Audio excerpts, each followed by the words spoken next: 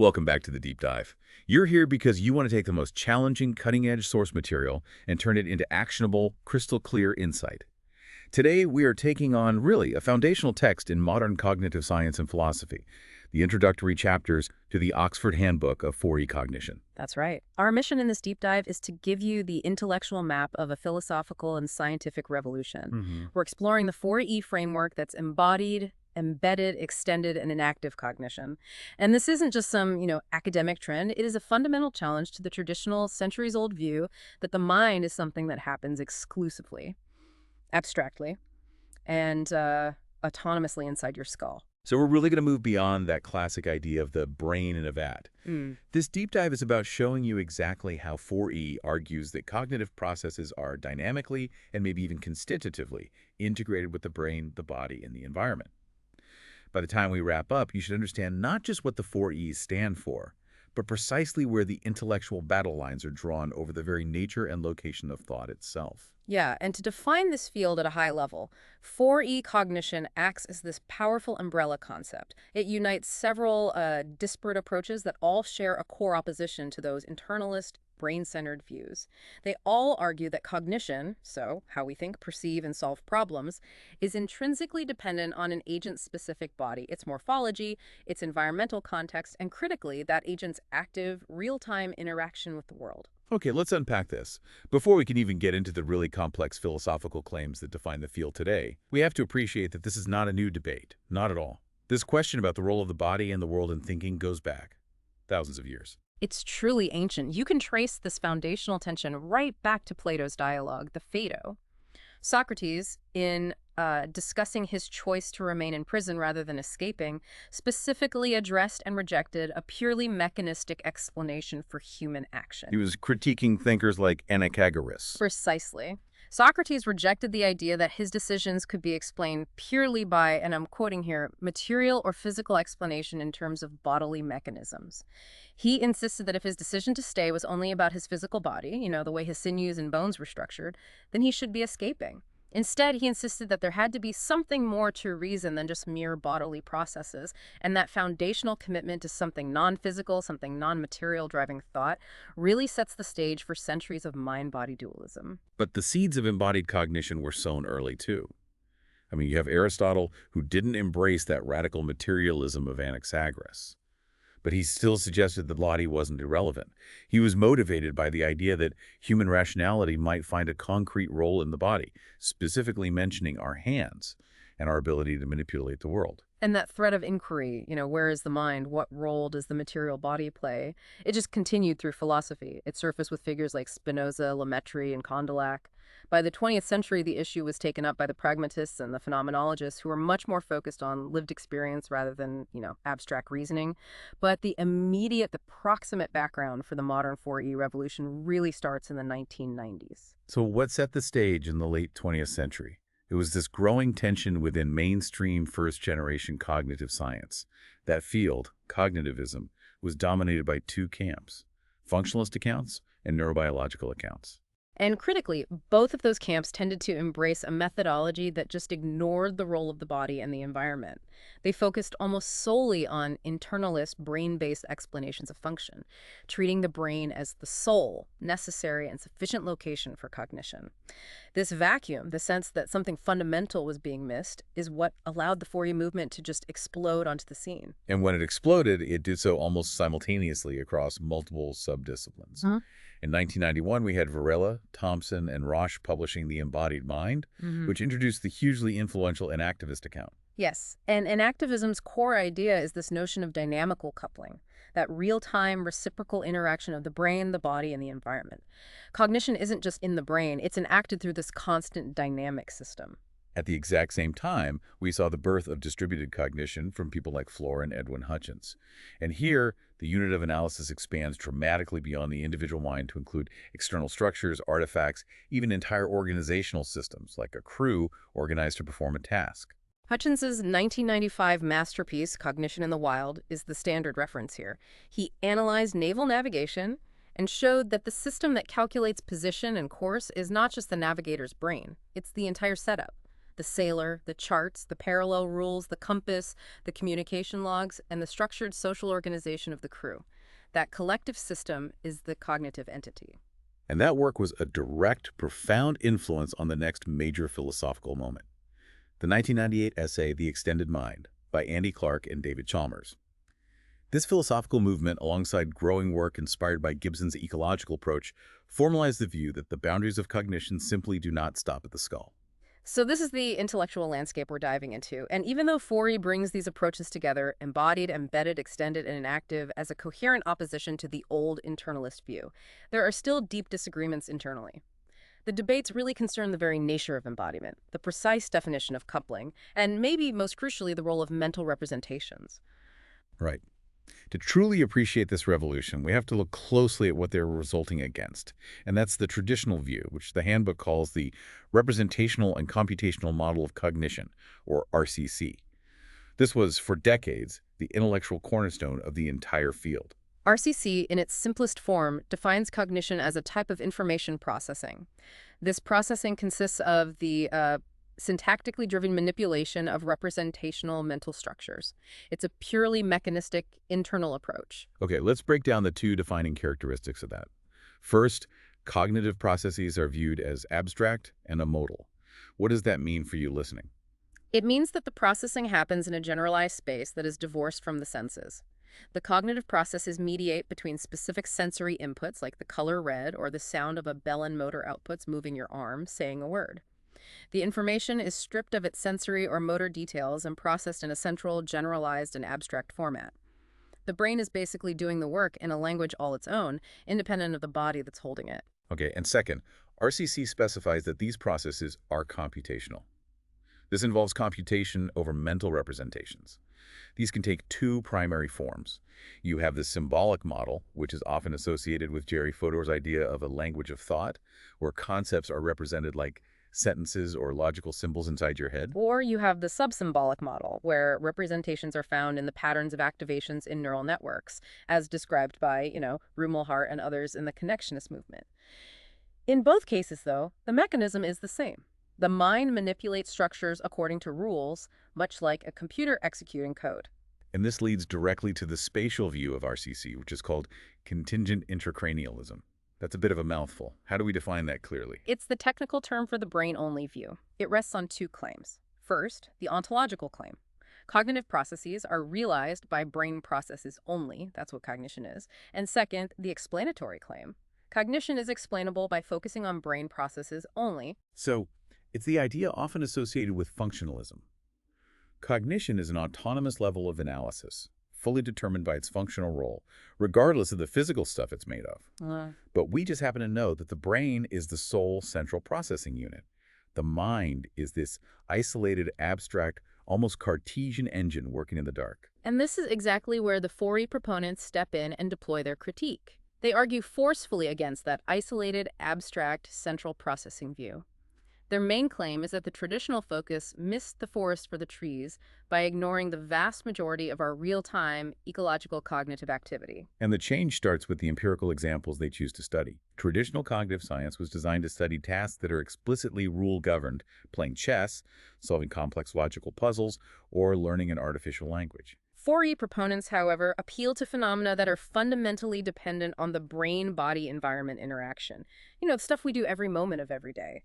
Things like spatial navigation through a cluttered street, basic emotional recognition based on subtle shifts in posture, or the real-time coordination needed for social interaction. And the empirical evidence is really mounting, even in domains that traditionalists claimed as their own.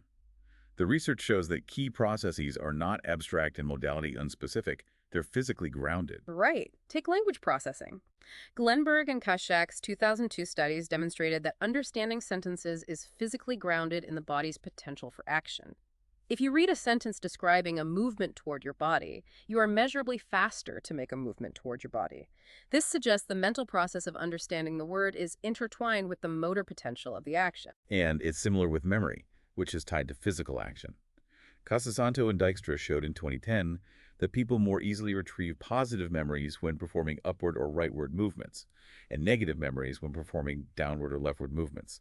The physical motion isn't just tagging along, it's part of the memory retrieval system. And in perception, Witt and Profit demonstrated in 2008 that our perceived estimate of distance is not a fixed, abstract calculation. It's action-specific.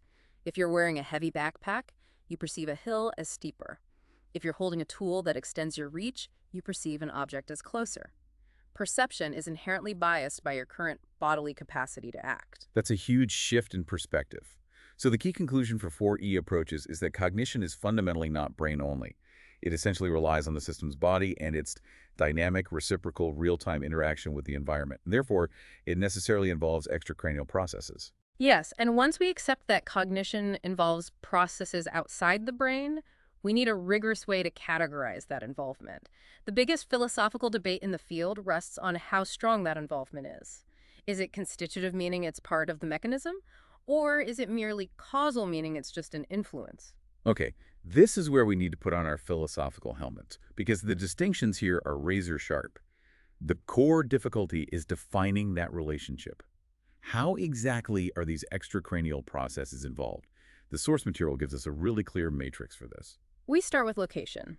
Extracranial processes can be categorized as bodily, so involving only the brain-body unit, like your gestures or heart rate, or extrabodily, involving the brain-body environment unit, like using a notebook or a sophisticated tool. Then we have the philosophical strength of the claim, the strong reading versus the weak reading. Right. The strong reading, or constitution, holds that cognitive processes are partially constituted by extracranial processes. They are essential, intrinsic parts of the mechanism that makes the thought happen. The weak reading, or causal dependency, argues that cognitive processes are non-constitutionally related. They're only causally dependent upon these extracranial processes, acting as mere enabling conditions or background context. And this matrix gives us 4 distinct claims for how embodiment and embeddedness work in practice. Let's define them. Claim A is strongly embodied by bodily processes. This means the cognitive process is partially constituted by processes in the body that are outside the brain. For instance, the specific way your hand prepares to grasp a hammer might be an actual constituent of your perception of the hammer's weight. Then we have the strong claim for the environment, which defines extension. Claim B is strongly embodied by extrabodily processes, extended. This is the famous claim by Clark and Chalmers that cognition is partially constituted by extrabodily processes. The classic example here is Otto and his notebook. If Otto relies on the notebook to store memories, and he treats them exactly as he would internal memories, automatically consulting it when needed, then the notebook and the process of reading it is claimed to be an extension of Otto's mind, making it a constituent part of his belief formation process. I have a pause here. If we take that strong reading, claim B, then my reliance on my smartphone's calendar and navigation apps, it's not just a convenient tool. It is, philosophically speaking, functionally part of my cognitive process. That sounds radical, like if my phone battery dies, that's an actual loss of part of my mind. That is precisely the implication of the strong claim, and that's why it is so controversial. It demands we look at the boundaries of the self in a completely new light. Okay, so now for the weaker claims. Claim C is weakly embodied by bodily processes. Here, the process is not constituted by bodily processes outside the brain, but only partially dependent upon them. So they're necessary conditions, maybe, or scaffolding, but they're not parts of the core mechanism itself. And finally, the weak claim for the environment, which defines embeddedness. Claim D is weakly embodied by extrabodily processes, embedded. This is when a cognitive process is not constituted by, but only partially dependent upon, extrabodily processes. The environment provides critical context or scaffolding, but it isn't integrated into the thinking process itself. This view is far less controversial than extension. The fourth E, enactivism, is critical because it emphasizes active engagement. It's not just that cognition is the body, it's that cognition is enacted through the agent's actions and dispositions to act. The enactment claims focus purely on the role of action, so claim E is strongly enacted. The cognitive process is partially constituted by the ability or disposition to act. This brings us back to Alvin Noe's 2004 theory of perception. He argues that having a 3D perceptual experience isn't just about passively receiving light. It includes the implicit knowledge of sensorimotor contingencies, which is essentially a disposition to act. To clarify that for you, a disposition to act means you perceive the solidity and shape of a coffee mug because you implicitly know how your body would move around it, or how the visual input would change if you shifted your gaze. That potential for action is what transforms raw sensory data into meaningful perception. The action disposition is constitutive of the experience itself. And then there's the weaker version, claim if, weakly enacted. This simply states that the cognitive process is only partially dependent upon the ability or disposition to act. So the potential for action is a causal factor, but not a constitutional part of the process. The process happens internally, but action makes it possible. This brings us to the most intense philosophical battleground in 4E cognition, the fight over the coupling constitution fallacy. Let's go back to our math problem scenario. When I'm solving a complex equation, I'm using my brain, sure, but I'm also constantly using a pencil and paper, moving my eyes, maybe gesturing, and even regulating my stress. The question is, are the pencil and paper, the gestures, and the stress management constituents parts of the thinking mechanism? Or are they merely causal factors that influence, enable, or speed up a thought process that remains strictly internal? Right. Critics like Adams, Aizawa, and Rupert argue that proponents of the strong claims are committing a fallacy. The critique is that just because there is a strong dynamic coupling, a constant interaction loop between neural processes and extraneural processes, like using a pencil, that strong coupling is not sufficient to make the non-neural processes constituents. They argue that the causal influence of the environment is undeniable, but membership in the cognitive club requires more than just influence. They insist that the cognitive mechanism must be understood in terms of classic, static, part-whole relationships, which typically stay inside the brain. So how do 4E proponents counter this? If I want to argue that my notebook is truly an extension of my mind, how do I avoid the accusation of committing this fallacy? They use two main strategies. The first is to challenge the very definition of constitution itself. Critics assume constitution must involve non-causal, static, part-whole relations, like defining the parts of a clock mechanism. But 4E thinkers like Kirchhoff argue that constitution can involve diachronic and dynamical relations based on reciprocal causality. What does that look like in practice? Well, instead of a static mechanism, imagine a dynamic feedback loop, like a thermostat controlling a heater. The environment, the temperature, constantly affects the sensor, the thermostat, which affects the action, the heater turning on, which then affects the environment again. In a cognitive system, if the external process and the internal neural process are constantly and reciprocally reshaping each other in real time, 4E proponents argue they function as one unified constitutive system. The constitution is defined by the ongoing dynamic relationship, not by static physical boundaries. That's a huge shift, redefining the very nature of the relationship away from inert parts. What's the second strategy? The second strategy is the pattern theory approach, championed by people like Gallagher. Here, the focus shifts from necessity to typicality.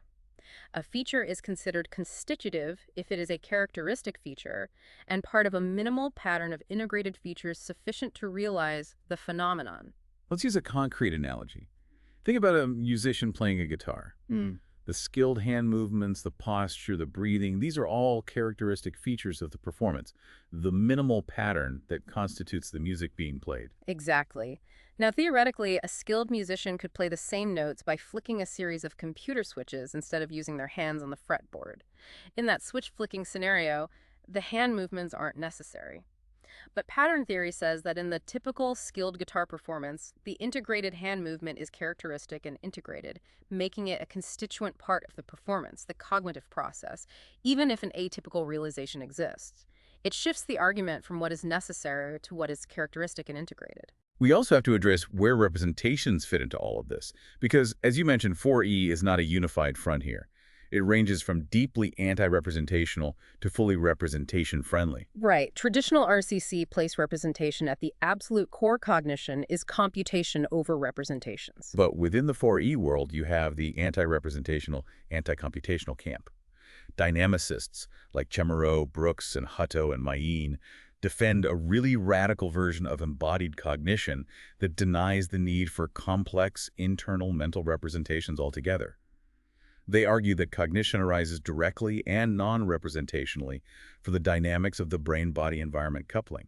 It's skillful coping, not internal modeling. Wait, if that radical camp says there are zero complex mental representations, how do they account for highly abstract thought? I mean, planning your retirement fund decades in advance or inventing calculus, doesn't that kind of sophisticated offline thought force a return to the brain and its internal symbols? That is the central, ongoing challenge to the radical dynamicist approach.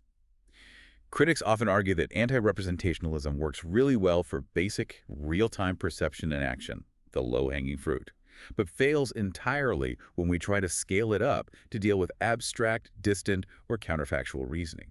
So who is on the other side? On the other side, you have the computation representation friendly camp. These accounts, often associated with the extended mind, don't try to supersede traditional models, but instead enrich them by insisting that the processes of computation and representation can spill outside the brain's boundaries. Right. Wilson's wide computationalism, or Clark's extended functionalism, they see the mind as the joint product of intracranial processing, bodily input, and environmental scaffolding. These approaches are fully computational and representational. They just claim that the cognitive system is geographically wider than the skull. And the conclusion here is crucial for understanding the field. The 4E approach, as a whole, does not presuppose a specific view on representation or computation. It is defined by its commitment to the active, essential role of the body and environment, which encompasses both the radical anti-representational dynamicists and the representation-embracing extended functionalists. So we've established the historical roots, the core conflict with RCC, and the philosophical nuance between strong constitution and weak causal dependency. Now let's leverage this handbook structure as a map. The remaining 9 parts lay out the specific empirical and philosophical domains where the 4E debate is currently reshaping cognitive science. We can walk through the central questions of each section, and it'll show the breadth of this paradigm shift. Let's do it. So Part 2 directly addresses the most fundamental conceptual shift. If we reject the RCC model and its intracranialist location, what is the nature of cognition? The traditional framing turns the what question into the where question. Where is cognition located? Inside or outside? But 4E argues that the location debate is downplayed because the boundary between inside and outside is not a fixed wall, but a movable and permeable border. The extended mind view shows that if you use the environment to assist memory, the mind extends into that environment. The enactivist view suggests that the continuous dynamical coupling with others, or with tools, means there is no clear line cutting off the organism from its world. Therefore, the mental is not defined by location, but by function and dynamics. Right, and instead, 4E defines cognition as affordance-based. We need to explain that concept thoroughly. Affordances are a core ecological concept, originally from Gibson. And affordance is not a property of an object, nor is it a property of person. It's a relational property between them. A rock affords sitting for a small person, but not for a giant. A chair affords sitting for almost any person. Cognition is understood as the process of actively perceiving and acting on these affordances. So the focus shifts entirely from internal abstract processing to relational dynamics, how the body and brain actively search for and exploit possibilities offered by the world. The central questions of this part then become, what is the true nature of affordances? Are they purely physical, or can they be social or abstract? And can a dynamic systems approach truly succeed in explaining cognition using only affordance-based coupling without internal representations? That brings us to Part 3, modeling and experimentation. This is where theory meets the lab. This part addresses the crucial need for empirical testing. No amount of a priori philosophy is sufficient. 4E needs robust, testable models that can be consulted against rigorous empirical research from neuroscience, psychology, and computational modeling. Exactly. The scope of models required is vast. They're needed not just for basic, low-level cognition like perceptual crossing in infants, but also for highly complex instances, such as detailed social interactions, moral decision-making, and cultural expression. And this immediately leads to the model integration debate. Can a single model, say the increasingly popular predictive processing framework or the classic dynamical systems theory, explain the broad varieties of cognitive events all by itself? Or must we integrate different models for different forms of cognition? And that's a huge challenge because these frameworks often have conflicting philosophical assumptions. For example, some interpretations of predictive processing are highly internalist and representational, while dynamical systems theory often aligns with radical anti-representationalism. Can you truly integrate those two models without one eating the other? And this leads to a critical methodological challenge, the holistic demands of 4E. If 4E is right, we have to account for the brain, the body, affective processes, the environment, and social and cultural structures functioning together as one cognitive unit. This extreme complexity places tremendous pressure on standard experimental operationalization. How do you isolate a variable in the brain when the process is distributed across the room? It demands new methodologies, often multimodal and longitudinal, capable of capturing these integrated dynamics without destroying the very coupling you were trying to study. The methods themselves have to become less reductionist. Which moves us into part 4, cognition, action, and perception. This part focuses on the core activity of any agent, acting and perceiving. Traditionally, perception was seen as a passive intake of data followed by internal processing. 4E flips this completely, placing huge emphasis on embodied action and the idea that perception is fundamentally action-oriented. The 4E movement frequently challenges the orthodox inferential view of perception. That's the view, prominent in Helmholtz and modern predictive coding models, that the brain receives ambiguous data and must make an inference or a best guess about the external world. And the major alternative here is direct perception, championed by James Gibson's ecological approach. This theory, which continues to be developed today, argues that the environment is so rich with information specified by patterns of light, sound, texture, that we perceive it directly, non-inferentially. Our action potential unlocks this direct perception. If you radically combine direct perception with the 4E focus on action, the picture gets very complex. Is object perception seeing a bottle equivalent to social perception, seeing another person's frustration? And is direct social perception involved when we coordinate in complex joint actions, like moving a couch together? The major unresolved issue here is the scaling problem. Can the successful principles of 4E that work so well for basic real-time processes like avoiding an obstacle or immediately grasping a tool successfully scale up to apply to higher-order, strategic, or counterfactual operations? It's easy to model the action loop involved in catching a baseball, where timing and embodiment are everything. It's exponentially harder to model the cognitive process of strategic planning, which involves abstract representations of events that haven't happened yet. If 4E cannot explain strategic planning without resorting to traditional internal RCC, then its claim to be a general theory of cognition really falters. Which leads right into part 5, brain-body-environment coupling and basic sensory experiences. This part explores the concept of intentionality, the mind's directedness toward objects. The action-oriented view of perception leads directly to the concept of motor intentionality, which comes from classical phenomenology and pragmatism. Motor intentionality is that fundamental, non-reflective, skillful, practical involvement with the world. Think of tying your shoes or navigating a familiar route while lost in thought. You are dealing skillfully with the world, but not through conscious representation or inference. The knowledge is in the action itself. Robert Brandom emphasizes that this practical involvement is the most fundamental kind of intentionality. And this raises a profound philosophical debate called the mark of the mental. If we accept this basic skilled coping as intentionality, should this murder intentionality, this practical, non-derived involvement with the world, be considered the favored candidate for the defining characteristic of the mental? If the mind begins not with language or representation, but with basic skilled coping that is constitutively enacted by the brain-body system that redefines where consciousness and awareness begin in evolution and development. The alternative is that human cognition is just too immensely complex to rely on one mark of the mental. We should instead require a pattern of integrated factors, representation, social structures, effect, and coping to explain the varieties of cognitive practices. And this circles back to the core challenge. Is embodiment something that is simply reducible to neural representations that merely code for action? Or does truly successful cognition require complex coupling, a constant reciprocal exchange between brain, body, and environment that cannot be reduced to internal computation alone?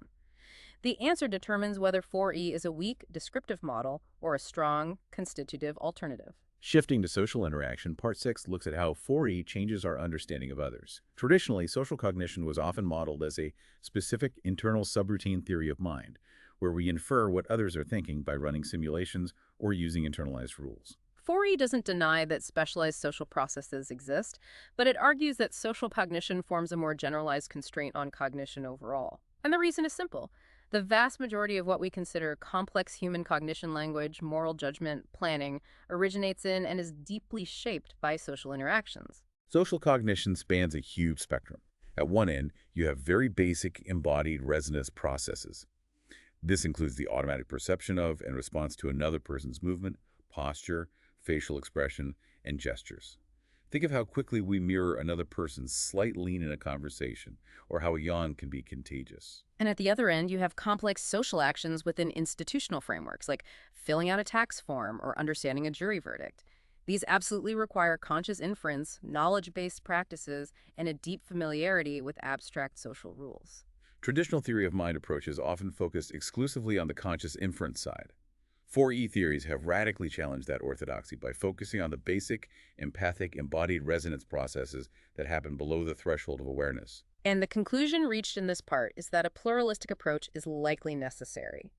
We need to explain the multiple forms of social cognition by including both the basic embodied resonance processes, which allow for direct, non-inferential social perception, and the more sophisticated knowledge-based practices that involve conscious inference within cultural systems.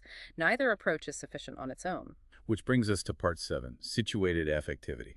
This is where we confront that hard, cold process assumption of RCC. This part dives into situated affectivity, recognizing that affect, meaning emotion, mood, or feeling, has gained massive prominence in analyses of cognition. Cognition is emphatically not the dispassionate, rule-bound process described by the old computational model. Affect requires a more embodied and situated conception because it deeply permeates cognitive processes, rather than just occasionally entering them as noise or a secondary output.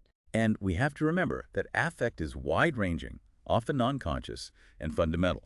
It includes things like basic states, hunger, fatigue, physical pain, pleasure, and generalized mood. And these constantly bias our perception and thinking. This is critical. Affect fundamentally modulates intentionality. Your interests and focus are conditioned by your affective state. Anger biases vision toward things you want to fight or destroy. Generalized joy causes you to ignore negative environmental factors. Acute fear immediately drives action by narrowing perception. So any robust account of cognition, whether it's framed in terms of predictive processing, dynamical systems theory, or enactivism, must account for these deeply situated affective factors. They are not add-ons. They are computational constraints that define what information is deemed relevant and how quickly an agent responds to environmental affordances. Affect is what gives meaning and urgency to the world we perceive. Which is a perfect segue to Part 8, Language and Learning.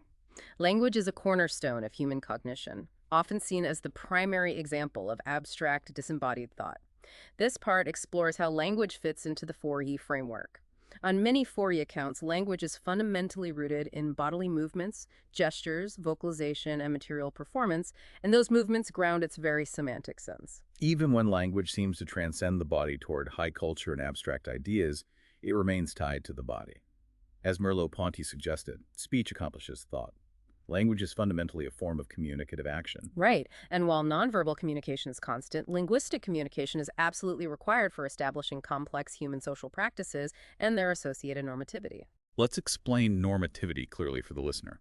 Normativity means the rules of correctness, the shared standards of right and wrong, and the social practice of giving reasons for our beliefs and actions. Language acts as a crucial bridge from basic embodied practices, like two people reaching for the same object, to the most sophisticated, instituted, and normative aspects of human life, like a written law or an abstract scientific theorem. And this bridge is a reciprocal loop. The result of linguistic practice loops back to actively shape our bodily actions and our affective life. The social norms we establish through language like proper courtroom decorum, or the required posture in a religious service constrain and direct our physical and emotional reality, language externalizes the rules that govern the body. That brings us to the huge evolutionary scale in Part 9, evolution and culture. 4E provides a non-anthropocentric view of cognitive evolution. This means it doesn't assume human representational cognition is the inevitable or only starting point. Instead, it emphasizes principles of basic biological organization, which some call life-to-mind continuity. This approach emphasizes the adaptive, flexible behavior of agents operating in often precarious environments. A crucial insight here is that agents constantly rearrange these environments. They engage in niche construction to reduce precariousness and increase stability. They make the world more livable, and in doing so, they change themselves. But this continuity raises a discontinuity problem. If we start our evolutionary story based purely on the non-representational aspects of life, does this create an unbridgeable gap when linguistic cognition, which often involves representation, finally arrives? The source material suggests the discontinuity may not be about the advent of language or representation at all. Instead, this continuity may be opened up by differences in embodiment introduced by evolutionary forces and corresponding differences in sociocultural practices and the use of artifacts. For example, the use of a simple stone tool physically reshaped hominid hands, which fed back into a different neural organization. The stone tool then became part of the external transmissible culture. The shift wasn't just in the brain, it was in the coevolution of the brain, the body, tools, language, and social practices. This concept of coevolution is the heart of the matter. Evolution is not just about genes or internal brain plasticity. It involves the coevolution of the entire system. We constantly use tools and words to construct a species' relative livable niche, first using natural things, then artifacts, then abstract tools like words. Our external environment and our ability to manipulate it co-evolve alongside our internal biology, constantly shaping what cognition means. And finally, that brings us to part 10, applications. This is where the theory gets tested against reality. It explores the practical implications, showing how 4E principles are relevant across a huge range of fields. Right. Consider psychopathology. When everyday communication or cognition fails, 4E tells us we must look beyond isolated neuronal anomalies to variances in embodied social interactions and the social structures themselves, which may be promoting these pathologies. Depression, for instance, might be seen not just as a chemical imbalance, but as a systematic breakdown in the ability to enact affordances within a given environment. Then there's animal cognition and robotics. When we're studying non-human animals, we must suspend our anthropocentric notions. The idea that cognition has to be human-like and symbolic, and look closely at the coupling and coping mechanisms between their unique body and their environment. The foundational work of Rodney Brooks back in 1991, rethinking robotics from the bottom up, building robots that operated based on immediate sensoromotor contingencies rather than vast internal symbolic maps, was a key motivator for 4E. Robotic design today relies heavily on learning from biological self-organization and affordance-based coping. And moving to social cognitive processing in law and justice. This part asks a really difficult question. Can priming effects and biases generated in situated bodily processes affect high-level reasoning, such as the juridical reasoning used by a judge or a jury? And research suggests that these situated, often non-conscious biases, such as a judge feeling hungry or the temperature in the courtroom, can be strong enough to affect decisions. This raises deep concerns about the legitimacy of systems that assume pure abstract rationality. If embodied influences are constitutive of thought, how can we possibly ensure impartial justice? And finally, there's aesthetics and art. What is the nature of literature, theater, or a film if it only enacts meaning when the reader or the audience engages with it? That engagement, 4E tells us, is always embodied, embedded, extended, and active, and deeply effective. Meaning isn't passively received, it is actively co-created through the audience's situated engagement with the text or performance. The narrative isn't just in the pages, it's in the reader's physical and emotional enactment of the story world. What's truly great about these applications is that they are not just endpoints. The answers derived from these practical fields have the potential to loop back into theory and challenge or refine the principles of 4E that were initially formulated. The applied science of robotics might end up reshaping the philosophy of mind. In synthesis, the introductory material of this handbook contributes one fundamental thing. It delivers a profound and unavoidable challenge to the traditional view of the mental. 4E demands a holistic approach, where the physical and social world are not merely background noise or causal influences, but are constitutive, essential parts of what we think, feel, and perceive. It is an overwhelming field, full of philosophical pitfalls like the coupling constitution fallacy and intense, unresolved debates over the necessity of representation. But why pursue this difficult question of where cognition happens and what it means to be a thinking agent? Because, as the editors suggest, by borrowing the famous words of U.S. President John F. Kennedy when talking about reaching the moon, it is incumbent to resolve these issues, not because they are easy, but because they are hard. Because that goal will serve to organize and measure the best of our energies and skills, and because that challenge is one that we are willing to accept. It is the next great frontier in understanding ourselves, the mind that is not confined to the skull. Thank you for joining us on this deep dive into the revolutionary 4E framework. We hope this gave you the intellectual scaffolding you need to continue exploring the world that thinks with you. Until next time.